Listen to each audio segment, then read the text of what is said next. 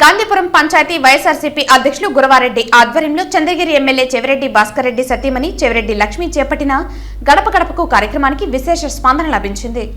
గాంధీపురం పంచాయతీ ధనలక్ష్మి నగర్ గాంధీపురంలో సోమవారం జరిగిన కార్యక్రమంలో చెవిరెడ్డి లక్ష్మి ఇంటింటికి వెళ్లి కరపత్రం అందజేసి తన బిడ్డ చెవిరెడ్డి మోహిత్ రెడ్డిని రాబోయే ఎన్నికల్లో చంద్రగిరి ఎమ్మెల్యేగా ఆదరించి గెలిపించాలని కోరారు. ఈ సందర్భంగా స్థానిక మహిళలు ప్రతి ఇంటి వద్ద కర్పూర హారతులు పట్టి పుష్పాభిషేకం కురిపించారు.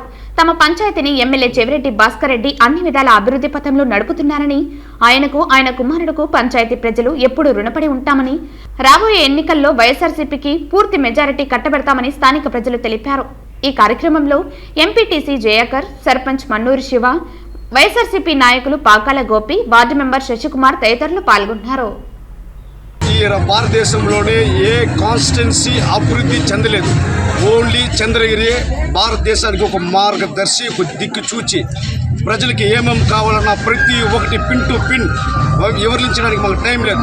ప్రతి ఓటు చేస్తున్నా మన ఎమ్మెల్యే చెవిరెడ్డి భాస్కర్ రెడ్డి ఈ ఒకటే చేసింది. నెక్స్ట్ నిరంతరం రాత్రి అనక పగులనక ఎక్కడ పోతాడో ఏం చేస్తాడో ప్రజల కోసం మీరు జీవిస్తూ తన సంపద అన్ని ప్రజల కోసం దారిపోస్తున్న ఒకే ఒక వ్యక్తి ఎవరంటే మన ఎమ్మెల్యే చెవిరెడ్డి భాస్కర్ రెడ్డి గారు.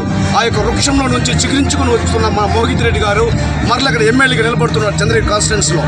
అతనికంటే ఇంకా అభివృద్ధి చేస్తాడని ప్రతి ఒక్క ప్రజలు గడప గడపకి ఇంటింటికి తిరిగి మేము చేసిన అభివృద్ధి పనులంతా ప్రజలు చెప్తూ అక్కడ ఎలాంటి కొరత లేదు, మాకు అన్ని సక్సెస్సే.